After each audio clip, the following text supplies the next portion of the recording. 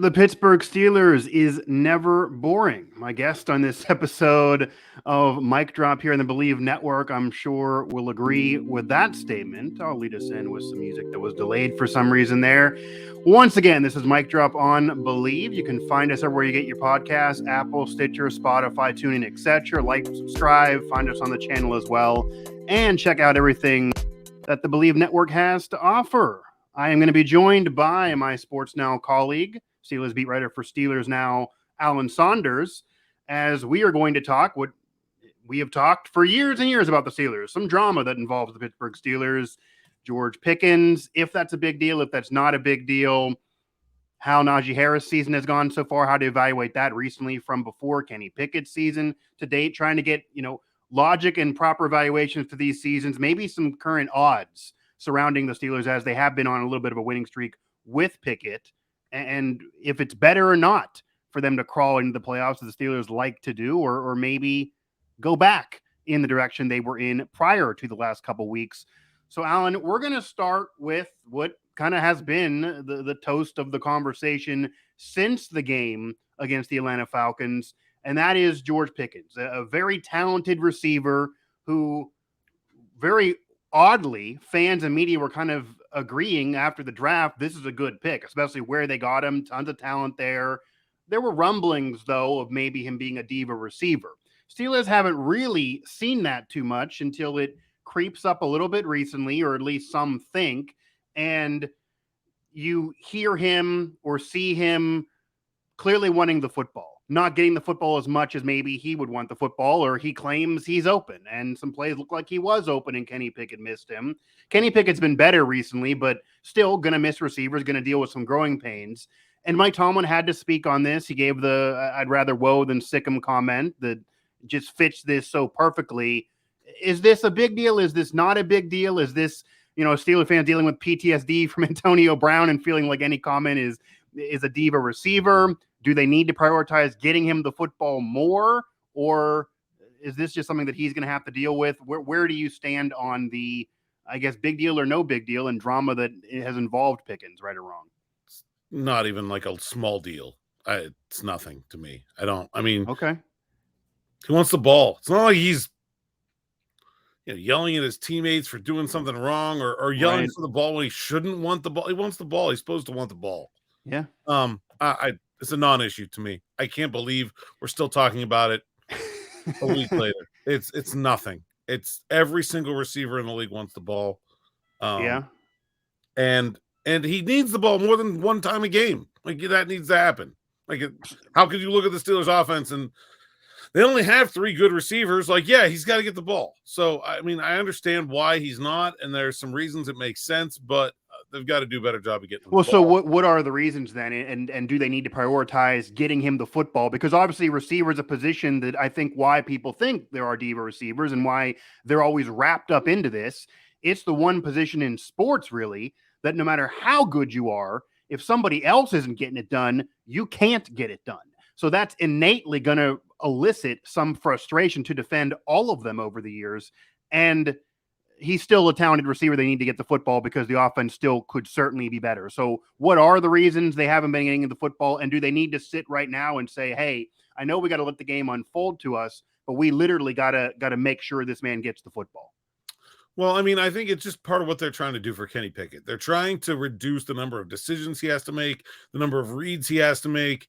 And so what they're doing is they're kind of giving him plays where, based on the pre-snap look he's getting for the defense, he can just basically ignore one side of the field and say, okay, whatever we have going on over to my left, that's not where the ball is going to go, because the way they're lined up with this defense and the play we have called, those aren't going to be the better matchups, right? The better matchups are going to be to my right, so he can sit there and say, okay, it's Diontae, it's Freiermuth. Oh, look, Pat's open. Boom, first down. And we saw a lot of that in that game. Freiermuth was awesome, right? There's a direct correlation there, and Diontae got the ball a whole lot, even if he didn't do a lot with it when he got it. But, Johnson was open a lot. Freiermuth was open a lot because of the way they were playing, the calls that were coming in, the way the defense was playing. That meant Pickens wasn't. He was a little open sometimes, but Pickens isn't thought he was running down the field wide open in that game. Like, no, I think there were other times this season where some maybe thought that was the case earlier in the season. It Maybe was that was with happening Mitch earlier. Trubisky. It was not happening. But I will say, but is that not maybe how he's a enough that volcano that's erupting? They've got to put some plays in that is just, this play is designed to get George Pickens open no matter what, right? Okay. Like they need a couple of those.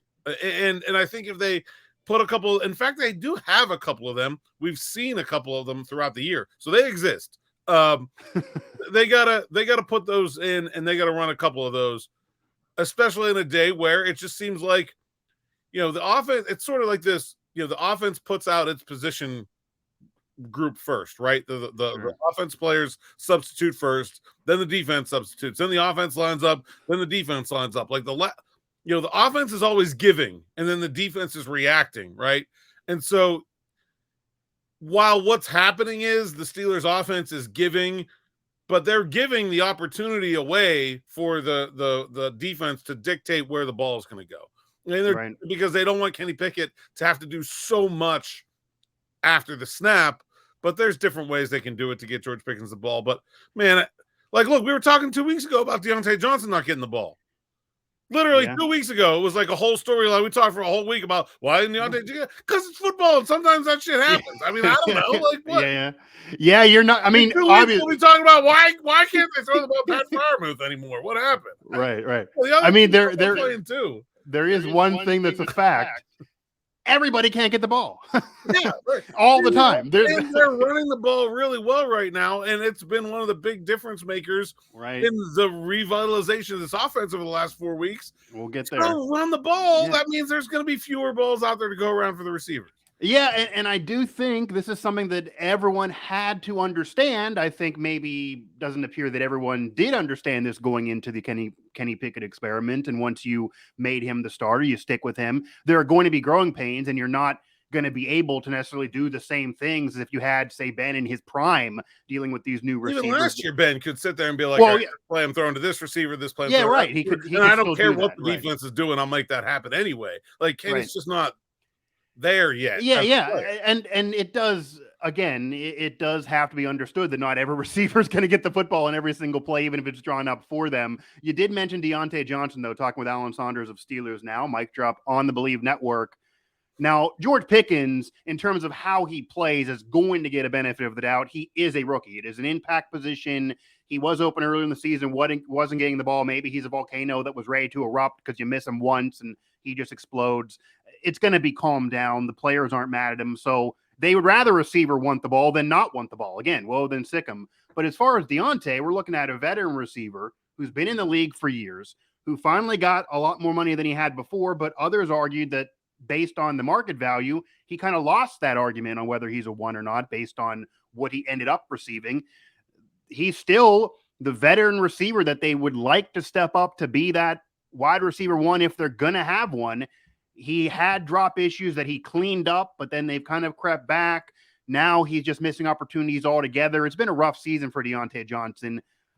Why do you think this has unraveled in a negative direction for Diontae? Is he being exposed to what he always was? Is this just a bad year? What's going on with Diontae Johnson? Because, again, it's been a rough season for him, and he had a lot of pressure to step up this year and a lot of opportunities to be the guy this year. Yeah, I don't really think that it's, I'm not really super surprised by what we've seen from Diontae Johnson this year. I think this is kind of, largely who he is. He's open on every single play. And, the Steelers do not have this dynamic passing offense that really is built to get the best out of a player like that. I think if you traded Diontae Johnson to Tampa Bay, it'd have 2,000 yards right now. Okay. Even given the season he's had right now. Even dropping 10% of his passes, I think it'd have 2,000 yards right now. Right. The Steelers just don't have what Diontae Johnson needs to thrive as an offense. Right? Look, they have two different quarterbacks. They have a rookie quarterback.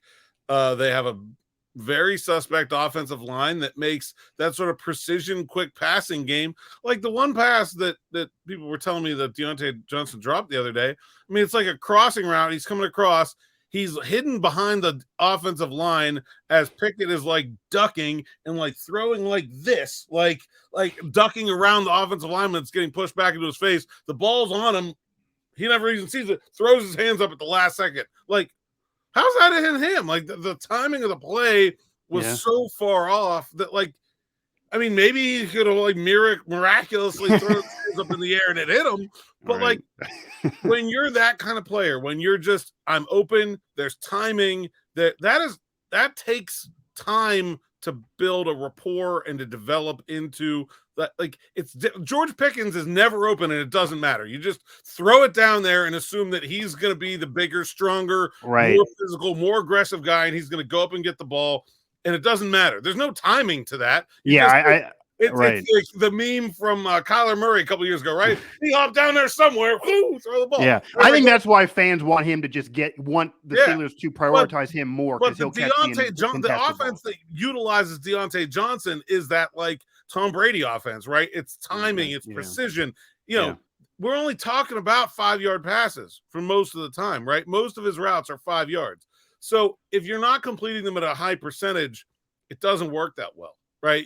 And they're just not. They're not on the same page. Their timing isn't right. The offensive line hasn't blocked well enough to. I mean, the whole first half of the season, people were talking about why don't they throw slants? I was like, because there's hands where they need to be throwing those slants, right? There's people in the way, and it doesn't work if the line doesn't block passing lanes where they need to be for you to complete those slants. Kenny's not 6'5". He's not Ben Roethlisberger. He's got to throw through the line, not over it. So it just, there's a lot going on that is, but I think Diontae is basically doing what the people that signed his checks, he's basically doing what they expect him to do. Okay. I don't think there's any buyer's remorse from the Steelers right now about signing Diontae Johnson to that contract.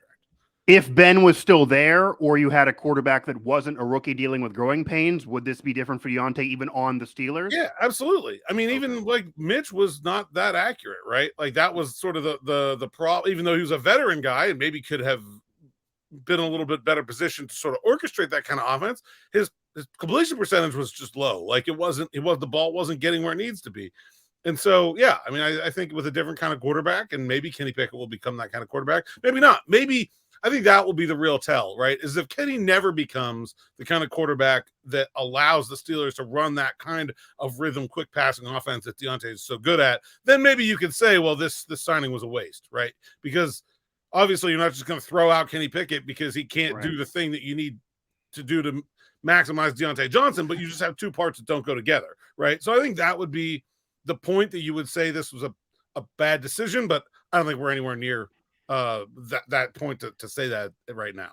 No, and somewhere else that we're not near, like it or not, for apparently some Steeler fans, is the Steelers doing any type of serious evaluation of Kenny Pickett over the long haul. He's going to be with the Steelers for the long term. He's going to be a project for them for many years. That's why he was a first-round pick. They're in love with him. They still are, I'm sure. And he has shown signs of improvement. So if you're not seeing that, you're definitely not trying to see it. The last few weeks, it's been good enough for the Steelers to win, but also it's a $197 in a 1916 win that the Steelers are coming off of 16 or so completions.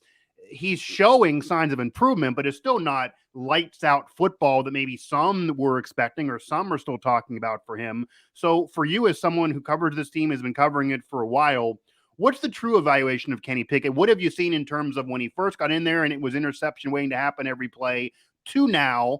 And how is that going to also connect to the offensive coordinator and Matt Canada? Because there were some recent comments that some now believe that if Pickett continues on this path of at least playing mistake-free football and they do at least be respectable the rest of the season, that could save Matt Canada's job, when earlier in the year it appeared, okay, they're not going to do it mid-season, that won't do anything, but he's definitely gone at the end of this year. That might not be a thing anymore based on Pickett's progression. Is that true? Yeah, I mean, I think Pickett's he's not lighting the world on fire, right? Like, let's not make too much of him being better. But like, offensive rookie of the year is not happening. Right, yeah. Right. Like, and you look at like it's hard to be a good rookie quarterback. It's very hard. But also, like, Brock Purdy had a better game in his half last week than Pickett has had yet, right? And he was the last pick of the draft. So, like, it could it be better? Absolutely. Is the offensive scheme working great? I don't think so. But the Steelers just have like they just don't have a dynamic offense. It's not just Kenny Pickett. Like the line is getting better and playing together better, but like there's no supreme talent there. They're I love the Chase Claypool trade for what it does for this team in the long haul, but like you can't say the receivers are even average anymore without him there. And you know, I just think that they're a work in progress. And as long as that's continuing to progress, I think you feel good about it, right? I mean, like nobody's satisfied with where they are, but as long as they keep moving in the right direction, I think it's a good thing. I think Pickett's gotten much better taking care of the ball. I think a lot of that was on him. You know, just trying to do too much. I think he's kind of figured out that there's a time and a place to be aggressive and how to do that a little bit smartly, more smartly. And then, you know, I think we've seen him do a better job of extending plays to throw and not just running from the pocket when you get pressure. I think we've seen a much better, and that will lead to some bigger plays. I think as his receivers get on the same page with him for that scramble drill, like saw that 2-point conversion to Pickens against Indianapolis. Like that's the kind of play that's like, hey, there's Kenny Pickett. That's what this guy can bring to the table. And I think we're going to see more of that as the season goes on. But, you know, I mean, it's not going to be straight up either. There's going to be bad games in there, too. Tough matchup this week. 2 really good corners, solid Baltimore defense. Like, I think this could be a struggle. Yeah, and as you know, Mike Tomlin, you know, after the game is going to say, old school AFC North football, I didn't expect 300 yards passing from the QB. That's not how this rivalry goes. Like, they're going in thinking this isn't the week to probably have the explosion that the Pitt offense showed. But there have been signs of like improvement. 10-9 if he can. Right. Yeah. Tomlin will take any score, obviously, but especially against the Ravens. And it almost appears sometimes he secretly wants a low scoring, like smash mouth AFC North football type of game because he's going to bring it up and call it that regardless. But there's been improvement from Kenny Pickett for sure. Do you think there's been improvement to the end of his relationship with Matt Canada and that saving Matt Canada's job in some people's eyes, or are they separate entities? Are there things that you're still seeing that kind of tell you, hey, Pickett's improving, but that's because of Pickett? Matt Canada still might not be the guy for this offense? Or here's my thing with Matt Canada. I feel like Matt Canada was not the Kenny Pickett coordinator, right? When they hired Matt Canada, they were making a plan for after Ben Roethlisberger. And the plan was they were going to go sign a free agent veteran quarterback. They're going to rely on their defense, rely on their running game, and try to piece things together, maybe get like a little bit of a unique system in place and be the Baltimore Ravens, right? Like that's what they were looking for, right? Now, maybe the uniqueness isn't having a quarterback that's a better runner than most teams' running backs, but like just be a little bit different, rely on running the ball, have a good defense, and have a great kicker and win some low-scoring games. Like, I think that was the game plan for the after Ben time period. They had no idea that they would get their first pick of quarterbacks in the 2022 draft at number 20 until it happened, right? 100%. And then that happens, and they get Kenny, and Mitch wasn't working out so well. I think Canada's scheme isn't working out so well, and they changed, right? So this is now plan B, and I just think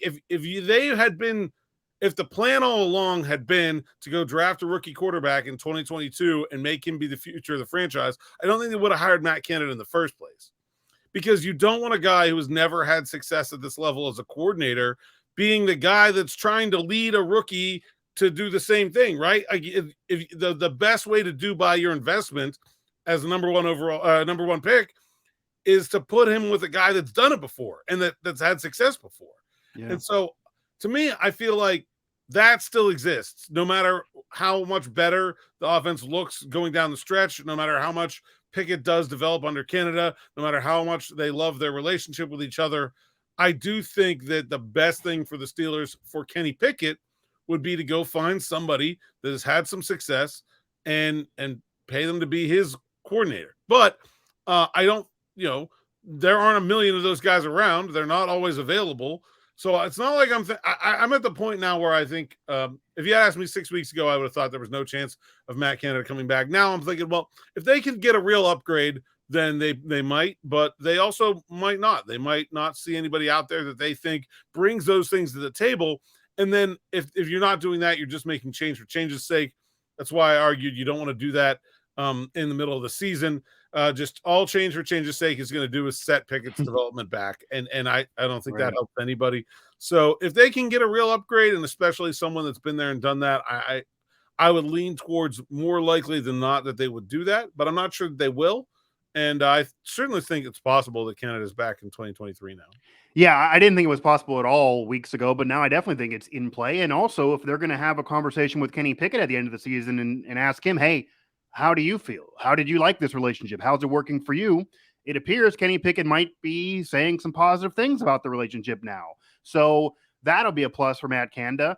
And Kenny Pickett went through a progression at Pitt, as you know, where he became a Pitt legend. But at the beginning of the time, even at the middle of the time, a lot of Pitt fans weren't thrilled with Kenny Pickett. And the Pitt defenders back then were saying, well, his development, Pitt's not doing what they can to develop this guy. He's dealing with incontinuity. You don't want to then do that in the NFL in the beginning as well, because you're not going to get 5 years to get it done necessarily in the NFL, even though, yeah, he's the first round pick. He's the only quarterback that was taken in the first round this past year. And I'm totally on board with the theory that they in no way planned. They were in love with him, but they in no way thought he would be there or planned that he would be there. He fell in their lap and they couldn't resist. And it's definitely kind of taken them off the course.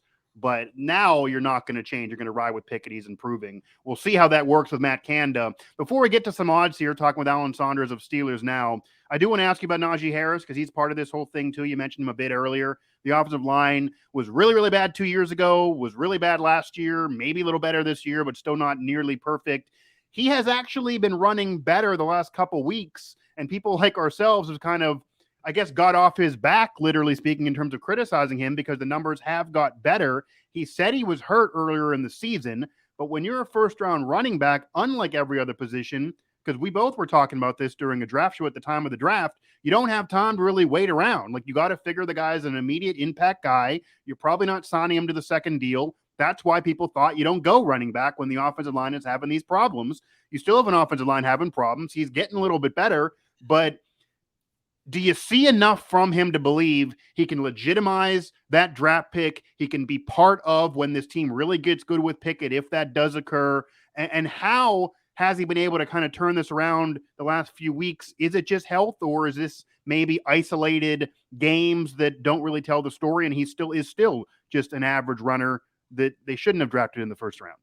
Well, I think he's running better. He's definitely healthier. He was very clearly not healthy at the beginning of the year. I think we're seeing more like the Najee Harris from last year, where he was hitting the backfield on every single play, but still able to sort of rescue it into something most of the time. I really think that's kind of the guy he can be. As far as whether that guy will ever be worth the draft pick they used on him, I think probably not. I mean, I never have thought that. I thought it was a mistake at the time, and it will continue to be. But I think he can be a good player for him and an above-average running back. If they can block a little bit better for him, maybe he could be even further above average. But look, I mean, I think this group is blocking about as well as it's capable of, right? Like, they've gotten better. They're definitely more in sync, but there's not a Pro Bowler out there, right? There's not a Pro Bowl vote out there, probably. Like, not but one, right? That should be telling you, like, what you're getting is what you're going to get. Like that's. So I don't know. I think they need to go into the draft and seriously find a way to inject major talent into that line. I don't know if they will. If they can do that, then can Najee then at that point be the kind of player that people thought he was going to be when he came out in the draft? Yeah. But if doing so is wholly predicated on you spending another first-round pick to make it work, then it probably wasn't worth it. Right? So it's sort of this circular argument that I don't know. I don't see any way out of. But yeah, I mean, I think he can be a lot better than he is right now, and he's what he is right now is pretty good. But I still don't think that they will ever get to a point where you're going to look and be like, people hated that draft pick, and now look, that's not happening. I think you hit the nail on the head, though. At any time in a walk of life, if in order to legitimize your hire, you need to hire somebody else who's basically with the similar resume or clout or stature of you, that takes away your hire a little bit. Like, that doesn't that pretty much kind of puts you behind the eight ball there. And that's kind of what people are saying, that you should go line instead of running back, and now you got to draft a line to help the running back. And they've been a little better recently too, which might be how he's been better, which then wouldn't speak to him necessarily being better individually, but the numbers are there. Alan Saunders of Steelers Now. Again, mic drop on the Bleav Network, Apple Podcast, Stitcher, Spotify, tune in, like, subscribe, download this and all of our shows here throughout Bleav. Now, I do want to get to some odds here, and this is off Caesars Sportsbook. The Steelers now are plus 1,000 to make the playoffs and minus 1,900 to miss. This is a team that now has won a couple games in a row, not exactly against the best of competition out there. Talking about Indy, you're talking about Atlanta. Yet 3-4 weeks ago, these odds were just not even on the board. And people pretty much wrote this team off altogether, especially when you went to a rookie quarterback and you know you're going to deal with those growing pains. We'll get to if it's best for them to get in a moment. But what are your thoughts on their chances to actually get in? And do you like any of these odds in terms of get in, or are you still on the side of maybe not get in? The landscape's not as brutal as maybe some thought entering this season, and they now have been winning. This is even a winnable game coming up because of the Lamar injury. Yeah, I mean, the problem is that so much of their chance to win is tied up in what other people do. I mean, that they're so far behind the 8 ball that, like, I think they're probably going to go like 4-1 these last 5 games, which would put them in a position to make the playoffs, but they would be in a position to still need a whole bunch of other stuff to happen to make the playoffs. So plus 1,000, I'm not loving it. Like, I don't. If you think they're going to go 4-1, though, that doesn't sound too bad. I still don't think I love. Like, I just don't. Okay. I don't think. Would you take the money on miss then? They still got odds for missing too at minus 1,900 according to Caesars. Like, I like that better, but it's probably still, like, that's probably pretty good. I think I would take miss at minus 1,900. If you look at 538 right now, they say there's 7% chance of making the playoffs. So that's like implied odds somewhere around like plus 1,300. Okay. Or the other way around, minus 1,300. So, like, I think 1,900 is a better bet than 1,000, but I'm not sure I'd really be jumping for joy to spend a lot of money on either of those. I just don't see the point in betting things that are minus 1,900. Yeah, that's true. Although when you're betting at this point in the season, especially teams that weeks ago were kind of out of things, or it so appeared, you're not going to bet on the Bills to crawl in. You want to bet on a team that you think, like, for example, if the Steelers and Packers, two historic franchises that are usually there, both started off really, really slow, one with a rookie, one with a veteran Hall of Famer who might be towards the end. If they somehow would crawl in, those odds you figure would have been so bad. If you would have bet 2 weeks ago the Steelers were going to crawl in, that would have been, solid money coming your way. But it just doesn't feel like the team's good enough, regardless of the landscape and what happens. I think that's kind of where we are. That, like, this team doesn't scream a playoff team, even if you got everything else going on. But you're dealing with injuries. You're dealing with a landscape that's not proving to be all that elite. You're telling me 4-1 could be a thing here coming up. I mean, they're believing. They're certainly believing right now. And if you really want to get wowed here, plus 15,000 for AFC title from DraftKings. So they're still on that one. Yeah. Once they get in, it's going to be clearly one and done. I do want to ask you here to wrap things up, and this is a question that kind of been a debate all throughout the season. Once it appeared the Steelers' season was unraveling, and most people didn't predict this to be a championship season by any means entering the year, whether it be Mitch or Kenny that finished. But once it appeared that everyone unanimous, even the most optimistic fan, was realizing, okay, this is going to be potentially a rough season, you kind of thought one way. Now they have picked up a little bit of a steam to maybe be able to crawl in, where we're able to talk for a few minutes about could they crawl in and it actually be something that we're wondering.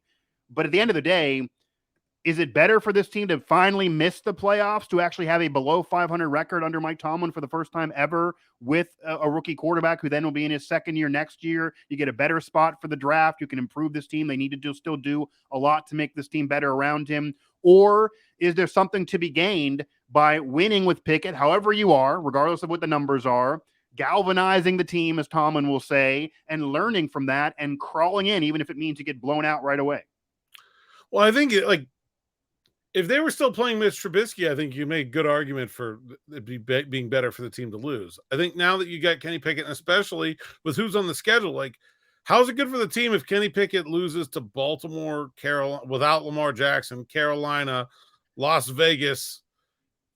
Like, even if Kenny's playing mediocre, they should win these next three. Like, that's so, like, so basically, it's not like the question is not, should the Steelers get a good draft pick or a bad draft pick? Your question is, do you want the Steelers to get a good draft pick, or do you want Kenny to play good? Because you can't have both of those things, right? If Kenny plays good, they're going to get a lower draft pick. If not like the running game is what it is, the defense is what it is. Like, I guess maybe like TJ Watt could get hurt. I don't think anybody's going to be rooting for that either. Like the non-catastrophic things that could happen to the Steelers to cause them to lose more of these games than they're going to win just don't exist. Like, that's it. Like, all those things are bad. So all those things are way worse than picking 10th instead of 15th. Like, whatever. Just I think, and like they're already well out of range of like getting a top 3 pick. Like, that's not happening already. I was going to say, back when prior to these last couple of games, it was a top 5 draft pick that looked like a real thing because this team was just puttering and the schedule looked a little stronger than it now appears. For the record, it never looked like a real thing to me. Right. So, but like that was more, if you're going to tell me that they're going to get a top 5 draft pick, that might be a different conversation. But if they're going to get a top 15 draft pick versus a top 17 draft pick or a top 13 draft pick, especially when trades can happen, and we've seen that before, if they're really in love with somebody, you're going to get a similar guy in those spots, then yeah. And especially when you, with the schedule that you have coming up, based on what we've seen around the league, if you're losing to some of those teams based on some of those circumstances, you're likely leaving the game thinking, oh, we got to evaluate a lot of things. Like, that shouldn't be happening. This team's losing to everybody. They're blowing games, and we are the team that they're somehow looking better against. That's not a good vibe. So you don't want those vibes right now for sure. Yeah. And there's just no, I don't see any other way, right? Like, would it be great if they could get a higher draft pick and what's going to be a wasted season? Sure, but it's not going to happen. You hitch your wagon to Kenny Pickett, and you're going to go as far as he can take you. And I think right now that's going to be to about 9-8. So we'll see. Yeah, and funny enough, if that does occur, then it continues the path of putting that on the bus in Canton one day. That this head coach never had a losing season, because that is something the Steelers care about. Mike Tomlin cares about. Will always be a talking point, and is a positive thing. That is a feather in his cap, because that cannot be said otherwise, regardless of what you think of Mike Tomlin. And for that to continue in the midst of this year with a rookie quarterback after starting with a veteran that didn't get it done. That would be a positive end of the year, because that also would mean probably some progression of Kenny Pickett. And I do think, Alan, we probably would agree. The one thing that Steeler fans want to root for at the end of this season, however it finishes record-wise, is Kenny Pickett has improved for you, is giving you positivity to progress. I don't think anyone thinks he's going to be a Pro Bowler this year, obviously, or reasonably shouldn't. But you don't want to leave the year thinking, oh, now I'm no longer sold on Pickett, because he had 6 games in a row with 4 picks. That's the worst possible outcome, right? The worst possible outcome is you leave the season on, man, Kenny's just not it. We got to go back to the drawing board. Sure, that would be horrible. That's the worst possible outcome. And that's the only way you're going to lose a bunch of these games. So I don't see it happening. Yeah, I don't see that happening either. I think he's definitely shown enough recently to make you think that's not going to happen if you did weeks earlier.